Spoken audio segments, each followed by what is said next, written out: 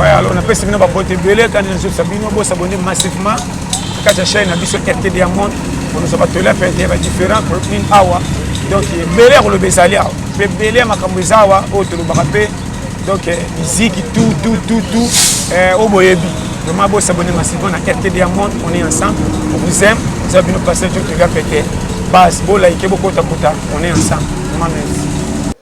Shalom, moi c'est le pasteur Francis Tsemi, appelé autrement Sans Pareil. Vous êtes à Kinshasa, partout ailleurs. Voici un instrument que Dieu nous a accordé, la RTDA. Vous voulez me trouver, vous voulez nous suivre, vous voulez avoir des actualités sur les Gaëls, sur tous les musiciens en général, pour vos publicités, pour votre actualité, pour vos clips, vos images, la promotion que vous voulez faire, contactez RTDA. Tapez RTDA sur YouTube et bientôt sur la TNT. Vous serez bénis, comblés et restez branchés, restez connectés sur RTDA. Shalom la grande famille, c'est votre humble serviteur, apôtre Basile Mukengwa Béni. Vraiment, cette fois-ci, to jupe abiso adresse en tant que bananzame. Nazo recommandé yo chaîne Oyo RTDA. Donc partout place aux alliés, yeba que en tant qu'enfant de Dieu, to jupe adresse. Place au kozwa ba information ya lola à temps réel. Place à tous en problème, à tous en difficulté, on a besoin au calendrier de l'Éternel, on a besoin au bac ça implique na foi na yo adresse na biso yango yo RTDA. Alors partout place aux alliés, Bengsa Baba Mekako s'abonner et belé, toujours fonctionner 24 sur 24. Au côté la biso na Air sur YouTube, sur Kako Fungoli, au Betika RTDA, au Jubiso directement. Nzambe apambo la chaîne, Nzambe apambo la équipe technique. Alors on a bengi peuple de Dieu, il y a monde entier, tout s'abonner na RTDA et le Seigneur ne manquera jamais à nous bénir. Que mon Dieu vous bénisse. Bonjour fidèles téléspectateurs, bienvenue dans votre chaîne, je suis Laurette Luzolo, nous sommes RTDA. Aujourd'hui, on va vous parler de la RTDA. RTDA, c'est Dieu avant tout. La Bible nous dit dans Matthieu 4,4, l'homme ne vivra pas seulement selon le pain, mais aussi de toute parole qui sort de Dieu. Alors, étant chrétiens, nous avons besoin de nourrir notre corps. Pour nourrir les corps, nous avons besoin d'être bien édifiés. Suivez-nous sur RTDA, profitez de nos émissions chrétiennes, car RTDA, c'est Dieu avant tout. RTDA, c'est la force. Gloire soit rendue à Dieu. Nous vous saluons au nom de Jésus. Vous êtes en direct de la RTDA, la radio télé Dieu est amour, c'est l'heure de la prédication. Nous allons prier. Seigneur, merci pour le temps que tu nous donnes. Viens nous parler. Bénis le peuple, ton peuple, au nom de Jésus. Amen. Nous rendons grâce à Dieu. Nous sommes maintenant à notre troisième prédication. N'oublie pas que les prédications et la prédication de la fois passée étaient tout arme forgée contre toi sera sans effet. Nous l'avions réparti en deux parties. Et je sais que le peuple de Dieu était béni. Merci pour ce jeudi que le Seigneur nous donne. Merci pour ces beaux moments que le Seigneur nous donne.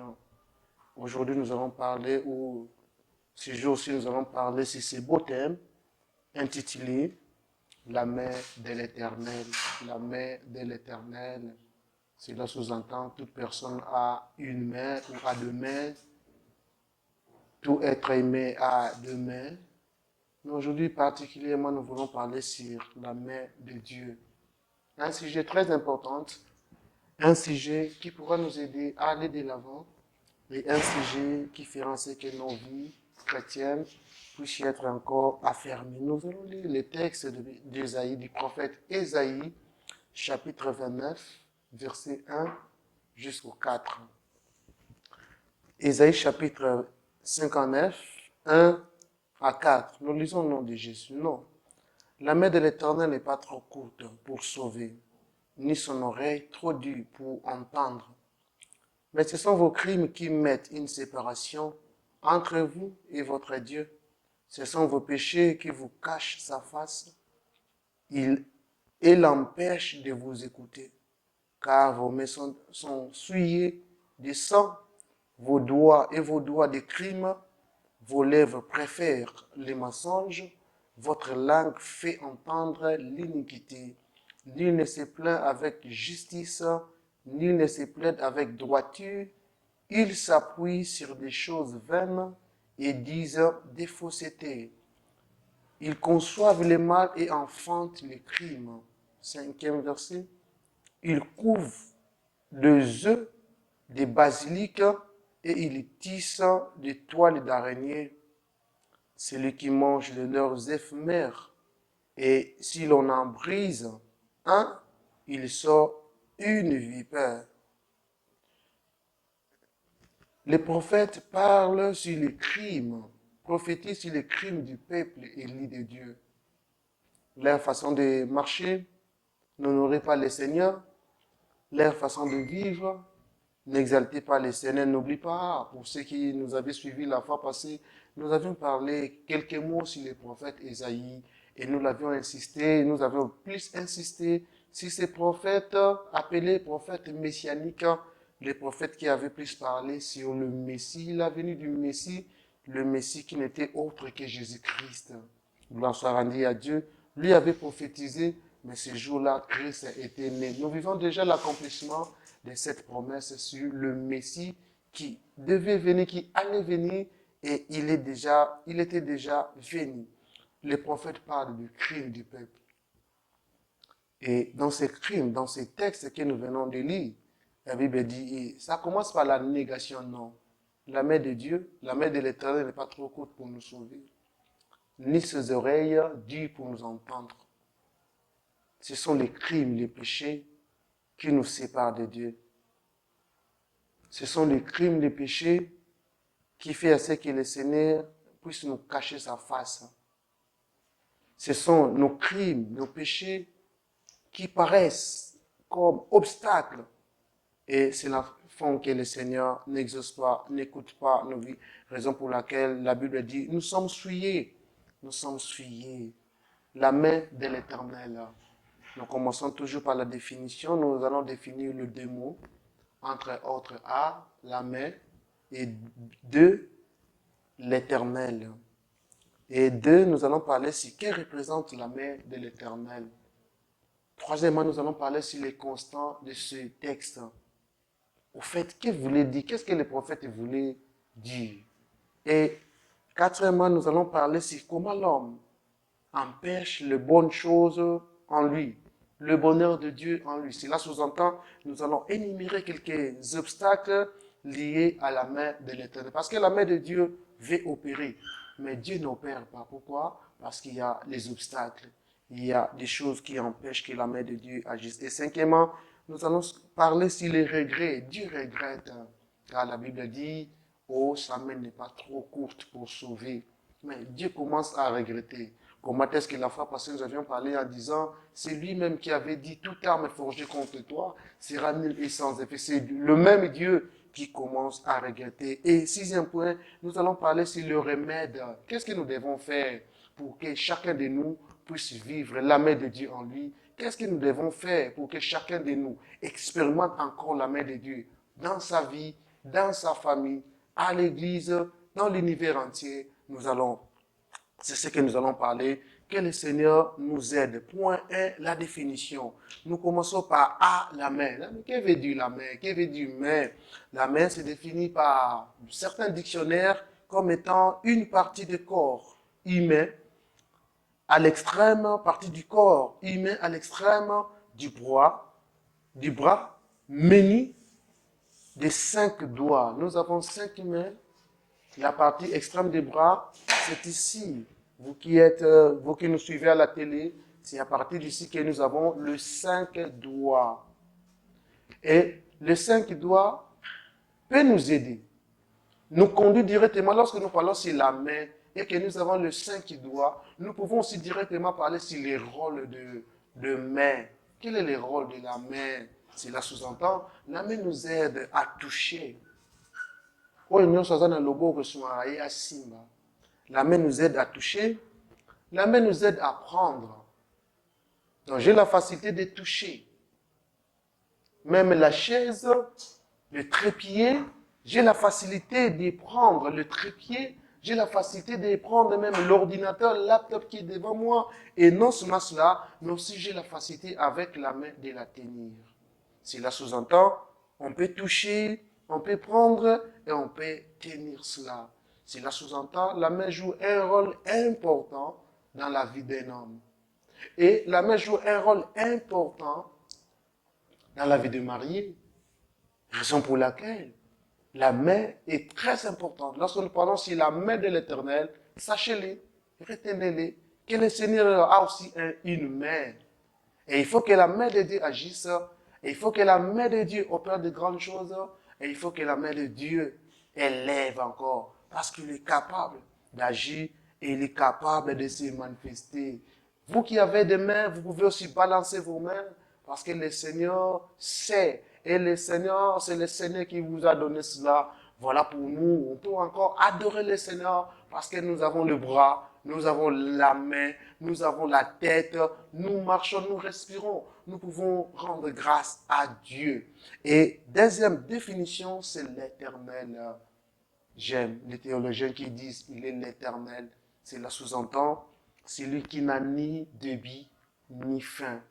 Comment expliquer cet homme comment expliquer cet être qui n'a ni début ni fin? C'est un étrange.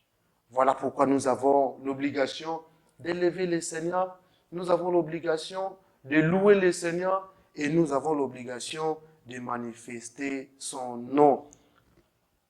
L'Éternel qui est hors du temps, qui n'a pas eu comme. Donc cela sous-entend, l'Éternel agit hors du temps et qui n'a pas eu un commencement et n'aura pas une fin. L'Éternel n'a pas eu un commencement et n'aura point une fin. Voilà pourquoi, bien-aimés, je ne sais pas quel est le Dieu que vous adorez, vous qui suivez la RTDA.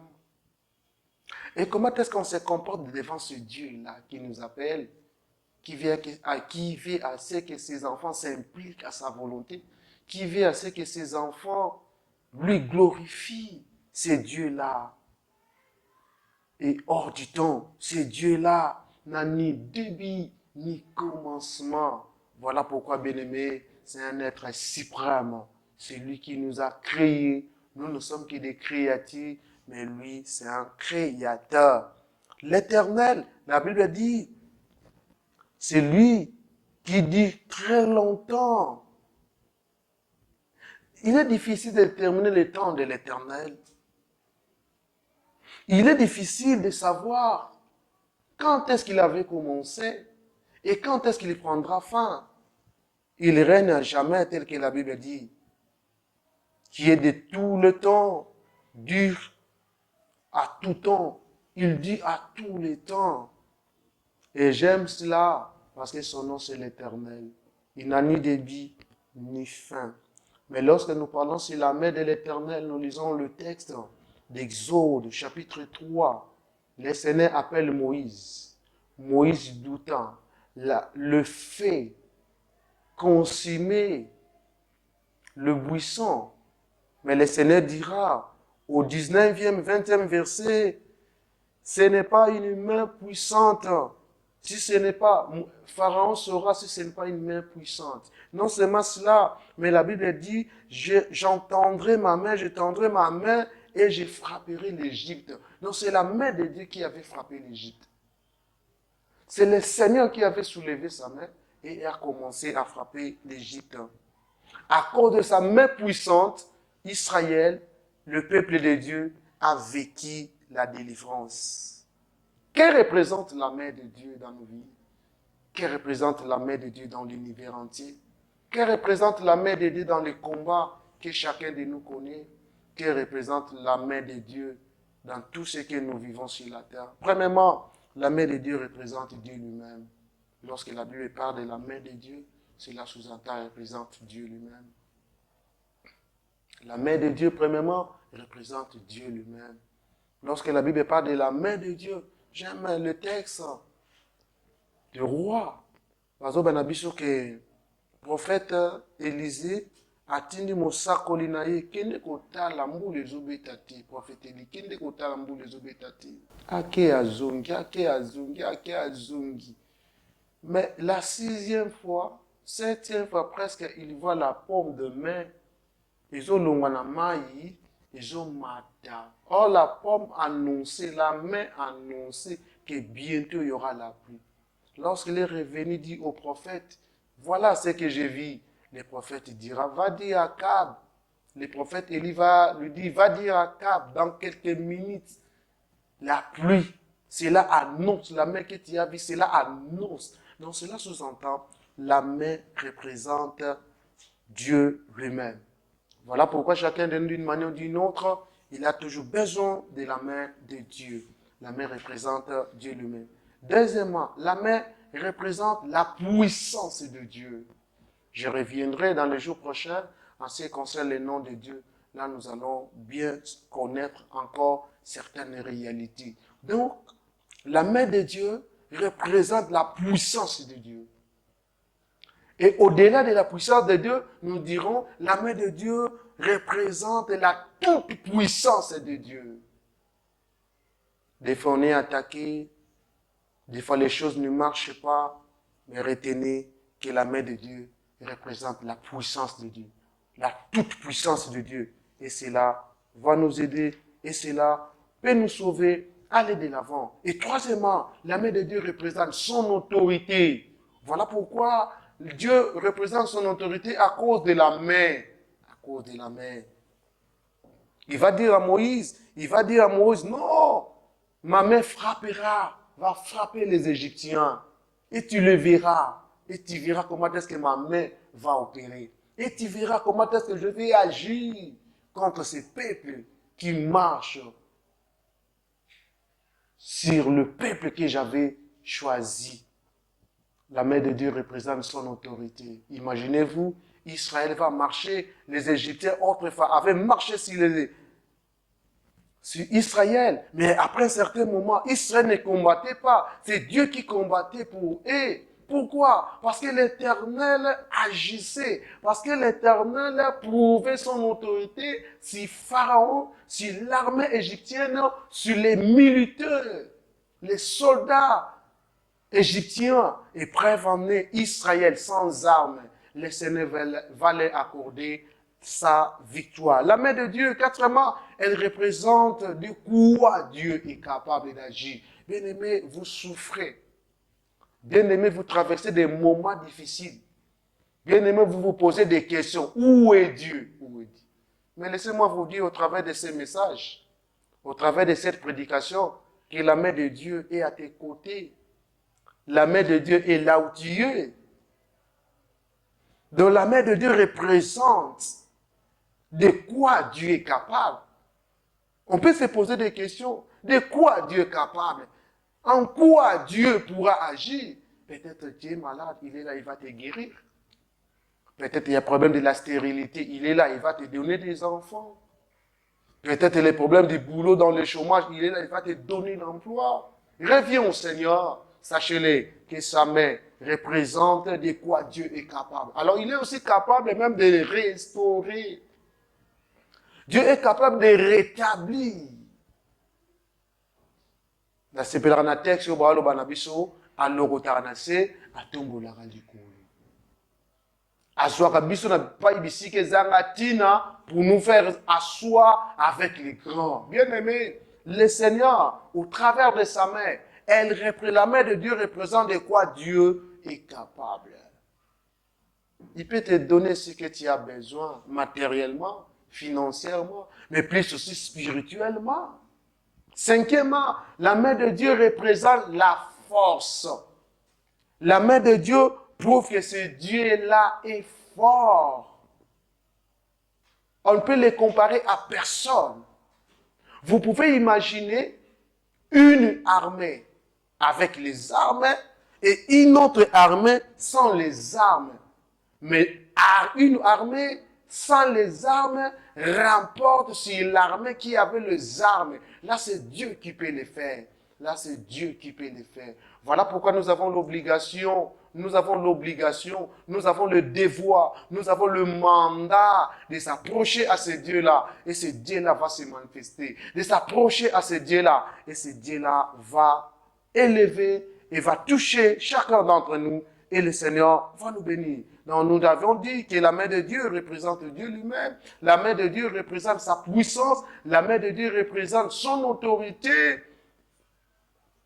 Son autorité, il est au-dessus de tout être. La main de Dieu représente de quoi, elle représente de quoi Dieu est capable de faire. Et la main de Dieu représente sa force, sa force, sa force. Troisième point, c'est le constat que nous voulons dégager ici. La Bible dit, la main de Dieu, je relis, non, la main de l'Éternel n'est pas trop courte pour sauver, ni son oreille trop dure pour entendre, mais ce sont vos crimes qui mettent une séparation entre vous et votre Dieu. Ce sont vos péchés qui vous cachent sa face et l'empêchent de vous écouter. Bien-aimés, quel constat dégager de ces textes, dans ces textes?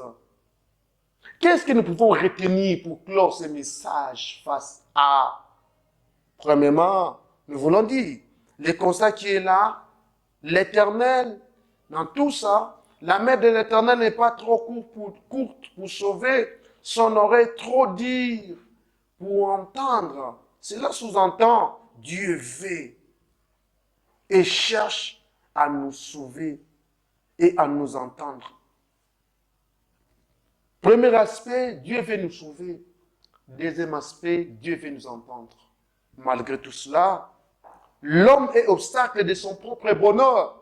L'homme est obstacle de son propre épanouissement. Et l'homme est l'obstacle majeur de sa propre délivrance et de sa propre guérison. Voilà ce que nous voulions dire. Ce beau jour que le Seigneur nous a donné. Nous sommes attelés à ces trois points, la définition. Nous avions répondu à la question qui représente la main de Dieu. Et nous avions parlé sur les constants liés à ces textes au premier verset. Dieu veut nous sauver. Dieu veut le bonheur des uns des autres. Dieu veut délivrer les gens. Dieu veut nous entendre. Mais le mal a né. L'homme lui-même est l'obstacle de son propre bonheur. Vous savez, j'aime les textes d'Osée. Je prends le prophète Osée chapitre 6. Je pense que c'est Osée chapitre 6 où la Bible dit, au moment où je voulais te délivrer, au moment où je voulais te guérir, au moment où je voulais te secourir, c'est en ces moments-là que les crimes, le péché de Manassé, d'Ephraïm, de Tombouamaki, naïbité, tango zolanda biso, bon moneza lolenge nini, na ose Bible le biango, bon moneza lolenge nini, mais nzamba zobenga yunanga, tozonge pai na ye, nzamba zobenga yunanga, totalela ye, bongo ya kosunga biso, dans le nom de Jésus. Que le Seigneur bénisse sa parole.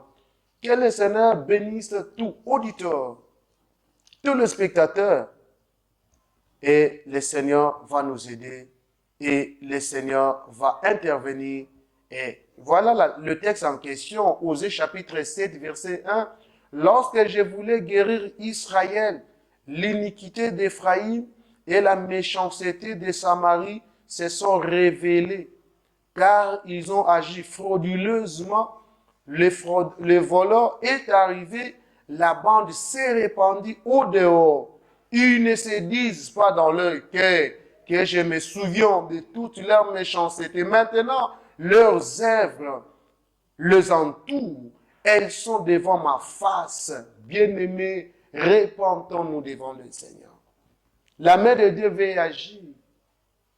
Mais je ne veux pas que la main de Dieu agisse en moi. Il empêche que les bonnes choses nous arrivent. Voilà pourquoi nous avons l'obligation de revenir au Seigneur et le Seigneur va nous bénir. Si autrefois ce peuple s'est rébellé contre le Seigneur, aujourd'hui, le Seigneur veut que chacun de nous se répande et revienne à lui. Au nom de Jésus. Seigneur, merci pour cette prédication, ce message. Bénis tous ceux qui l'ont suivi. pourvois encore aux besoins des uns et des autres à cause de ta main. Au nom de Jésus. Amen. Nous vous disons merci, vous qui êtes déjà habitués à nous suivre, la RTDA, Radio-Télé, Dieu est amour. C'était le révérend Géraldin Savou-Nkunga. Vous pouvez nous appeler toujours dans vos réactions, dans vos suggestions au numéro plus 243 90 27 91 948 plus 243 90 27 91 240. Ou bien vous pouvez nous écrire à notre page Facebook Géraldin Savou. Que le Seigneur vous bénisse. Bye. Les origines. Les 7 jours de la création. Genèse chapitre 1. Au commencement, Dieu créa le ciel et la terre. La terre était informe et toute nue. Les ténèbres couvraient la face de l'abîme, et l'Esprit de Dieu était porté sur les eaux. Or Dieu dit que la lumière soit faite. Et la lumière fut faite. Dieu vit que la lumière était bonne, et il sépara la lumière d'avec les ténèbres. Il donna à la lumière le nom de jour, et aux ténèbres le nom de nuit. Et du soir et du matin se fit le premier jour. Dieu dit aussi que le firmament soit fait au milieu des eaux, et qu'il sépare les eaux d'avec les eaux. Et Dieu fit le firmament. Et il sépara les eaux qui étaient sous le firmament de celles qui étaient au-dessus du firmament.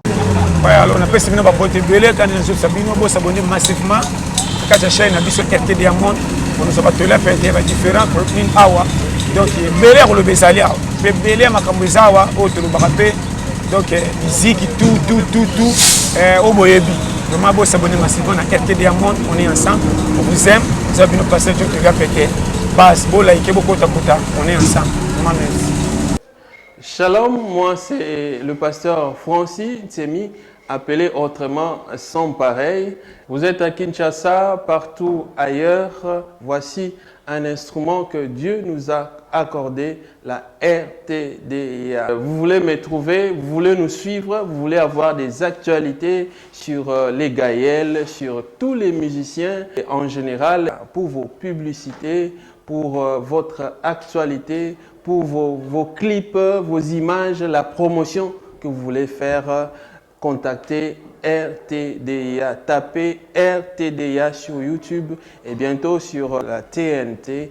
Vous serez bénis, comblés et restez branchés, restez connectés sur RTDA. Shalom la grande famille, c'est votre humble serviteur, apôtre Basile Mukengwa Béni. Vraiment, cette fois-ci, to jupe abiso adresse en tant que bananzame. Nazo recommandé yo chaîne oyo RTDA.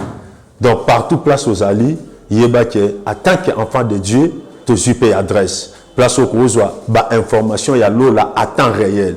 Place à tous en a problème, à tous en difficulté, on a besoin au ainsi dit l'Éternel, on a besoin au bac ça implique na foi na yo adresse na biso yango yo RTDA.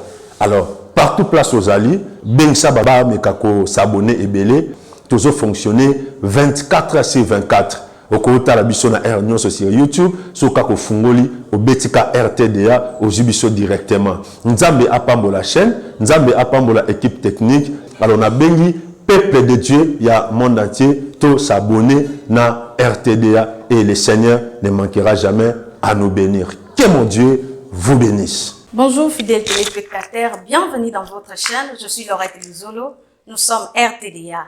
Aujourd'hui, on va vous parler de la RTDA. RTDA, c'est Dieu avant tout.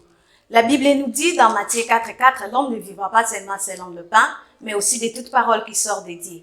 Alors, étant chrétiens, nous avons besoin de nourrir notre corps. Pour nourrir les corps, nous avons besoin d'être bien édifiés. Suivez-nous sur RTDA, profitez de nos émissions chrétiennes, car RTDA, c'est Dieu avant tout. RTDA, c'est la force.